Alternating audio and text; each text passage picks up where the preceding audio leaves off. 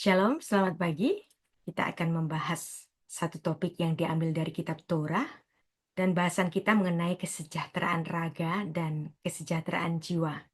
Kita akan menelaah satu ayat yang menunjukkan kesetiaan Allah dalam menepati janjinya, sekaligus memberikan harapan kepada umat Israel yang baru saja dimerdekakan dari perbudakan mereka. Anda tahu keberadaan budak? Mereka tidak berpendidikan, mereka bodoh.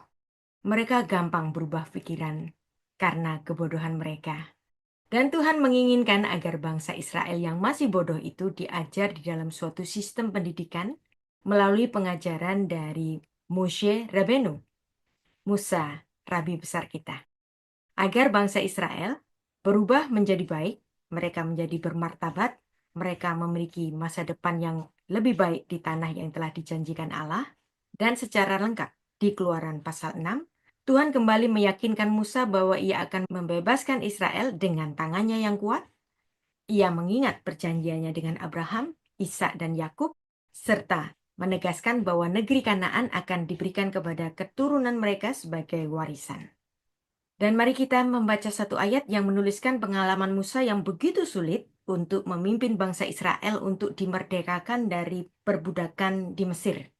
Karena beratnya perbudakan itu bukan hanya merusak bangsa Israel secara ragawi, tetapi juga merusak kejiwaan atau semangat bangsa Israel untuk kembali bangkit menjadi bangsa yang bermartabat.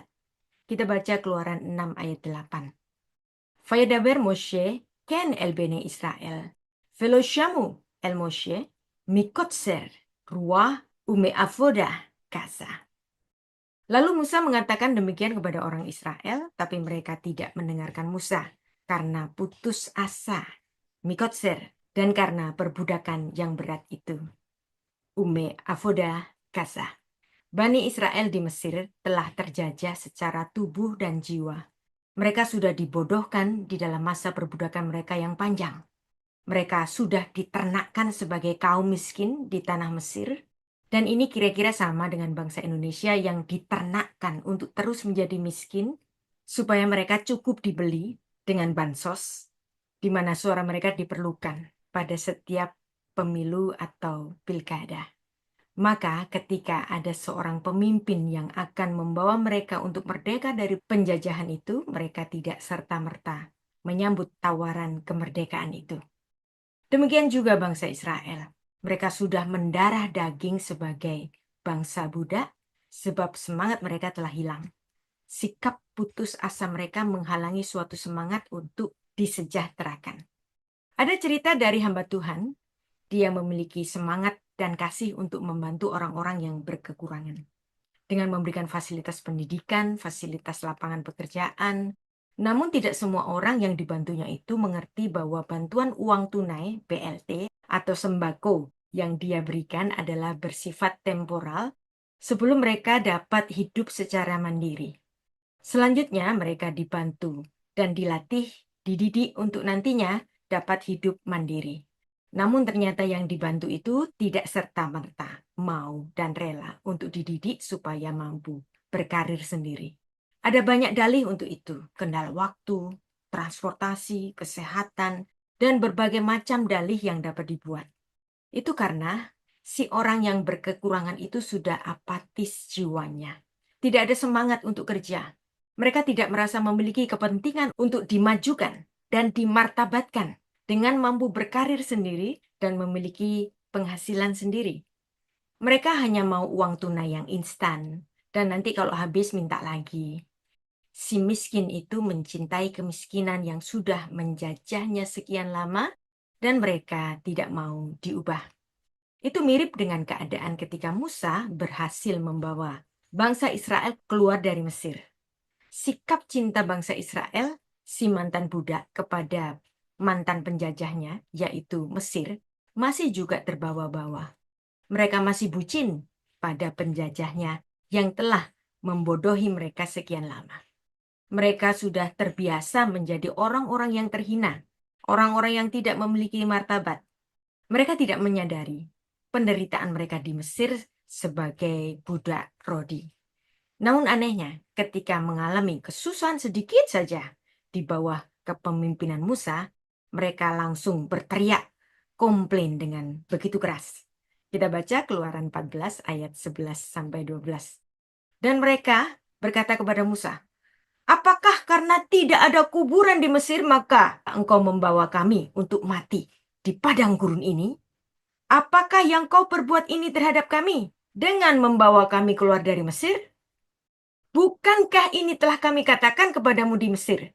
Janganlah mengganggu kami dan biarlah kami bekerja pada orang Mesir. Sebab lebih baik bagi kami untuk bekerja kepada orang Mesir daripada mati di padang gurun ini."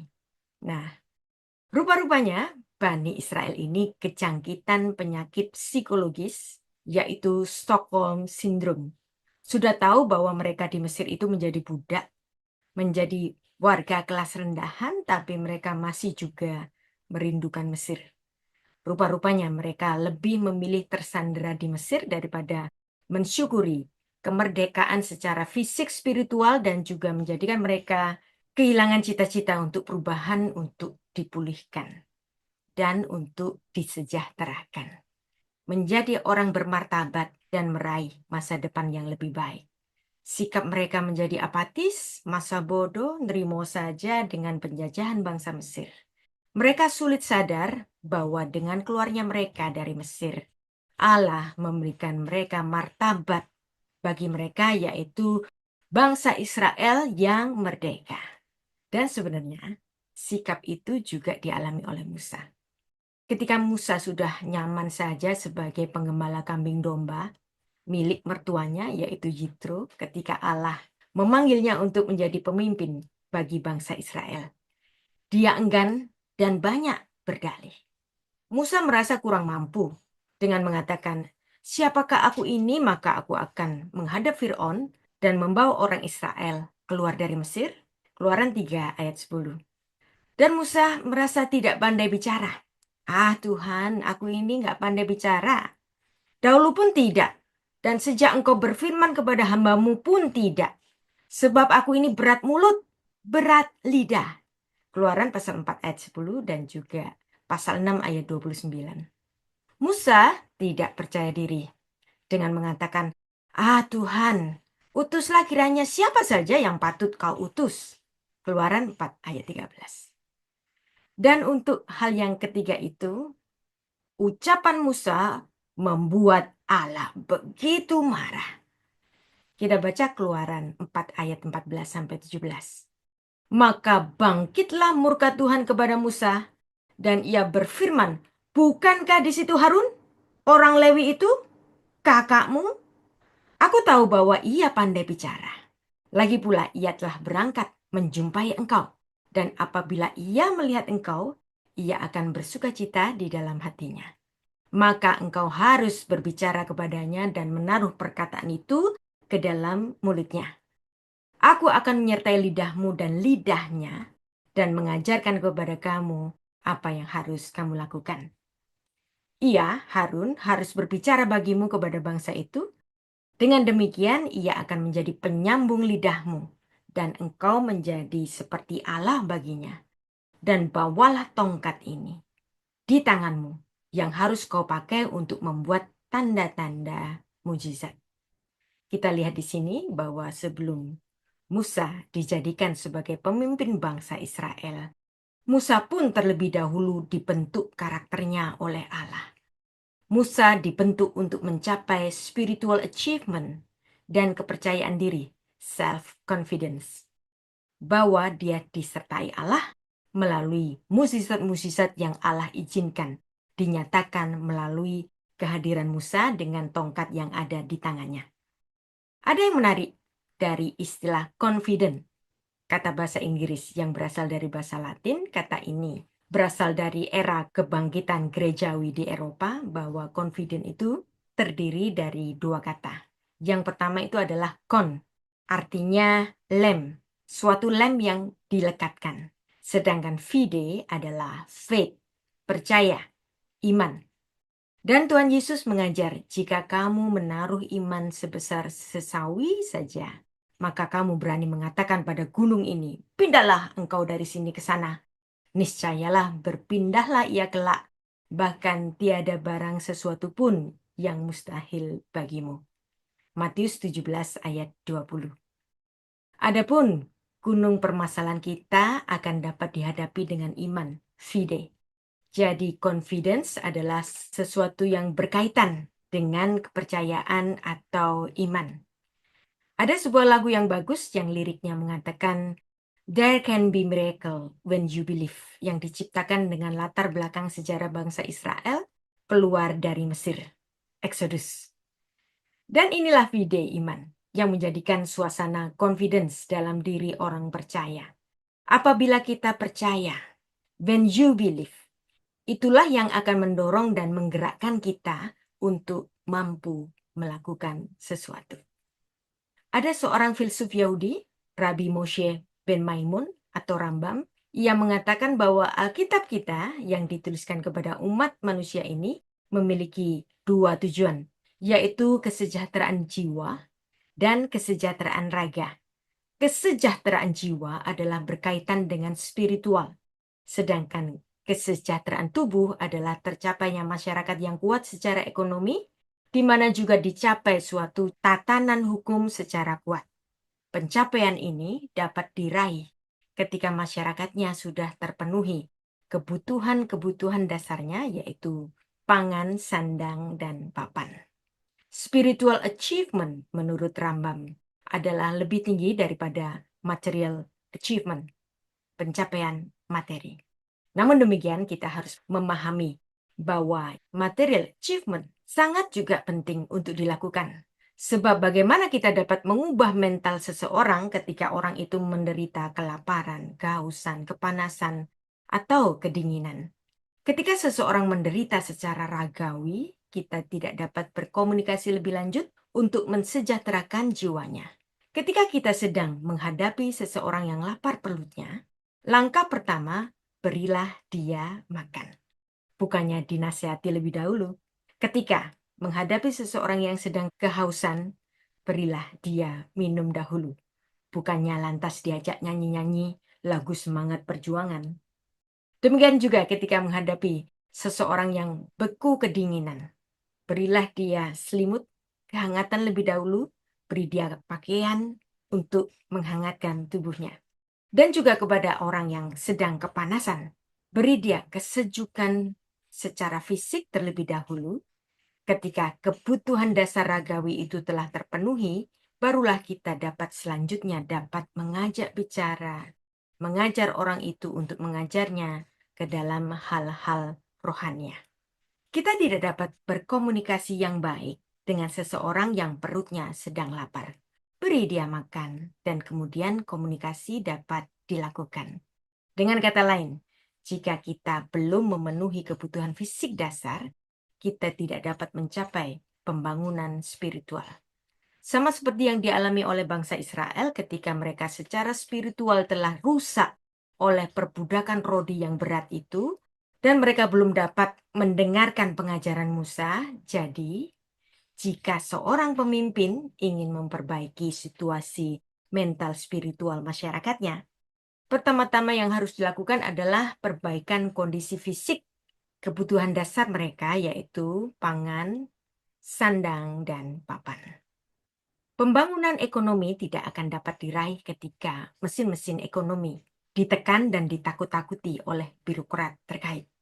Para pengusaha tidak dapat bekerja dengan baik ketika harus diperhadapkan dengan ketidakpastian kebijakan ekonomi dan aturan-aturan yang sering berubah-ubah, dan target pajak yang terlalu tinggi, dan juga sanksi-sanksinya, dan juga masalah birokrasinya.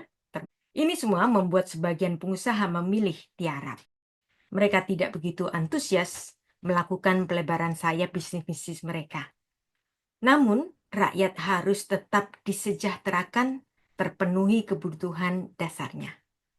Lapangan pekerjaan yang banyak terancam tutup telah membuat kegundahan bagi masyarakat yang terkait. Para pelaku ekonomi harus dilindungi oleh pemerintah dan diberikan rasa aman dan jaminan perlindungan keamanan dalam melakukan usaha dan perdagangan mereka.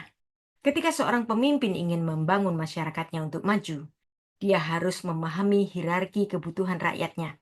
dengan mengentaskan kemiskinan, menyediakan fasilitas kesehatan, menjamin supremasi hukum, dan menjamin hak asasi manusia. Dan inilah yang diajarkan oleh Allah melalui kisah-kisah di dalam Alkitab kita. Bagaimana Allah memimpin bangsa Israel keluar dari Mesir, Allah menyediakan kebutuhan pokok bagi orang Israel, yaitu pangan. Orang-orang Israel mendapatkan roti mana 40 tahun lamanya sampai mereka tiba di tanah yang didiami orang. Mereka makan mana sampai tiba di perbatasan tanah Kanaan. Dan Tuhan juga memberikan fasilitas pemenuhan sandang. Ada firman yang menuliskan, pakaianmu tidaklah menjadi buruk di tubuhmu, dan kakimu tidaklah menjadi bengkak selama 40 tahun ini. Ulangan 8 ayat 4. Dan Tuhan juga memberikan fasilitas kesehatan tubuh di mana orang-orang Israel tidak kedinginan dan tidak kepanasan karena adanya tiang awan dan tiang api yang menyertai perjalanan mereka. Kemudian ada supremasi hukum dan penjaminan hak asasi manusia, di mana Allah telah memberikan Israel suatu tatanan kemasyarakatan, yaitu tatanan-tatanan yang dituliskan di dalam perintah-perintah yang tertulis dalam hukum Taurat. Dan kalau hukum-hukum itu dijabarkan, akan berjumlah 613 mitzvot, yaitu 613 perintah-perintah yang menulis begitu banyak aturan-aturan yang mengatur kemaslahatan, hak untuk hidup, dan hak pemenuhan kebutuhan-kebutuhan dasar. Dari pemenuhan kebutuhan-kebutuhan dasar itu, bangsa Israel sekaligus diajar untuk berubah mentalnya. Dari mental budak menjadi mental orang yang merdeka. Dari makanan pakaian yang disediakan, mereka diajar pula untuk bekerja dan diajar pula untuk menyisihkan sebagian hasil usaha mereka untuk didermakan. Dari kaum budak yang tak berpendidikan, mereka diajar untuk memahami hukum-hukum Allah yang mengatur tatanan keluarga dan masyarakat secara luas dengan begitu mendetil. Dikatakan bahwa Tuhan Allahmu mengajari Bani Israel seperti seorang mengajari anaknya. Ulangan 8 ayat 5. Bahwa Allah telah merevolusi mental bangsa Israel itu sembari juga memenuhi kebutuhan-kebutuhan fisik dasar dari bangsa Israel yang dipimpinnya keluar dari Mesir itu. Dan cukup lama sekali Allah membentuk karakter Bani Israel ini, yaitu selama 40 tahun melalui 613 mitzvot Taurat yang harus dilaksanakan secara ketat. Dan inilah wujud dari supremasi hukum yang sudah diterapkan kepada bangsa Israel. Dan banyak sekali hukum Taurat yang menjadi inspirasi bagi hukum-hukum sipil dunia di negara-negara di dunia ini. Manusia memang sulit untuk dapat mendengarkan firman Allah dan pesannya. Ketika semangat mereka telah rusak oleh belenggu hidup yang berat seperti pernah dialami oleh bangsa Israel di Mesir itu, walaupun bukan yang terpenting, tetapi pemenuhan kebutuhan materi itu penting. Tuhan Yesus bermukjizat multiplikasi makanan yang berasal dari 5 roti dan 2 ikan. Matius 14 ayat 13-21. Mengapa? Karena Tuhan Yesus tahu ajarannya tidak dapat didengarkan oleh audiensnya ketika para pendengarnya itu sedang lapar. Maka Tuhan Yesus memberi makan 5.000 orang laki-laki yang hadir di dalam pengajarannya. Jika dihadiri oleh 5.000 orang laki-laki dan masing-masing punya istri dan masing-masing misalnya punya anak satu, berarti setidaknya ada 15.000 orang yang diberi makan kala itu. Dalam pelayanannya di bumi, Tuhan Yesus selain menekankan hal-hal spiritual, Dia juga memberikan kelegaan-kelegaan fisik seperti mukjizat-mukjizat kesembuhan bagi orang-orang sakit, dan tentu saja ini dapat kita baca kisah-kisahnya di dalam 4 kitab Injil. Dalam doa Bapa kami, Tuhan Yesus juga mengajar kita untuk berdoa untuk pemenuhan kebutuhan fisik kita. Dikatakan dalam doa itu menyebutkan, berikanlah kami pada hari ini makanan kami yang secukupnya. Et lechem kukenu ten lanu hayom. Matius 6 ayat 11. Pengajaran ini tentu bukan untuk menjadikan kita untuk berkonotasi materialisme yang berlebihan dan cenderung pada sikap tamak. Tetapi kecukupan kebutuhan itulah yang dijamin oleh Allah kita. Dan Tuhan Yesus mengajar dalam Matius 6 ayat 25-34, "Karena itu aku berkata kepadamu, janganlah khawatir akan hidupmu, akan apa yang hendak kamu makan atau minum, dan janganlah khawatir pula akan tubuhmu, akan apa yang hendak kamu pakai. Bukankah hidup itu lebih penting daripada makanan dan tubuh itu lebih penting daripada pakaian? Pandanglah burung-burung di langit yang tidak menabur dan tidak menuai dan tidak mengumpulkan bekal dalam lumbung, namun diberi makan oleh Bapamu yang di surga. Bukankah kamu jauh melebihi burung-burung itu? Siapakah di antara kamu yang karena khawatirnya dapat menambahkan sehasta saja pada jalan hidupnya? Dan mengapa kamu khawatir akan pakaian? Perhatikan bunga bakung di ladang yang tumbuh tanpa bekerja dan tanpa memintal. Bunga bakung di padang, yaitu mawar Sharon, yang tumbuh tanpa bekerja dan tanpa memintal. Namun aku berkata kepadamu, Salomo dalam segala kemegahannya pun tidak berpakaian seindah salah satu dari bunga itu. Jadi, jika demikian, Allah mendandani rumput di padang yang hari ini ada dan besok dibuang ke dalam api, tidakkah ia terlebih lagi mendandani kamu, hai orang yang kurang percaya? Sebab itu janganlah kamu khawatir dan berkata, apakah yang akan kami makan? Apakah yang akan kami minum? Apakah yang akan kami pakai? Semua itu dicari bangsa-bangsa yang tidak mengenal Allah. Akan tetapi Bapamu yang di surga tahu bahwa kamu memerlukan semuanya itu. Tetapi carilah dahulu kerajaan Allah dan kebenarannya, maka semuanya itu akan ditambahkan kepadamu. Ayat 34. Sebab itu janganlah kamu khawatir akan hari besok, karena hari besok mempunyai kesusahannya sendiri. Kesusahan sehari cukuplah untuk sehari. Demikianlah Allah memenuhi kebutuhan kita, jasmani maupun rohani, menurut kekayaannya. Ya, berdasarkan ukuran kekayaannya. Di dalam kesatuan kita dengan Tuhan Yesus. Kita baca Filipi 4 ayat 19. Allahku akan memenuhi segala keperluanmu menurut kekayaannya, menurut kekayaan dan kemuliaannya di dalam Kristus Yesus. Demikianlah kita sudah belajar mengenai topik bahasan kesejahteraan raga dan kesejahteraan jiwa. Mari kita menjadi orang-orang Kristen yang saling mensejahterakan saudara-saudaranya, siapapun yang ada di sekitar kita, menjadi sejahtera oleh karena kehadiran kita. Apapun kemampuan kita, mari kita tularkan kepada orang lain, dan juga marilah kita selalu berbagi berkat. Berkat itu seperti makanan. Jika semua berkat Anda telan sendiri, maka akan menjadi obesitas, kolesterol, dan akhirnya Anda kegemukan lalu mati. Marilah kita hidup dengan secukupnya, mensyukuri segala apa yang Tuhan berikan kepada kita, dan jangan lupa untuk selalu berbagi. Beshem Ha'af, Ve'aben, Ve'ruah HaKodesh, Ha-Elohim Echad. Di dalam nama Bapa dan Putra dan Roh Kudus, Allah yang Esa. Amin.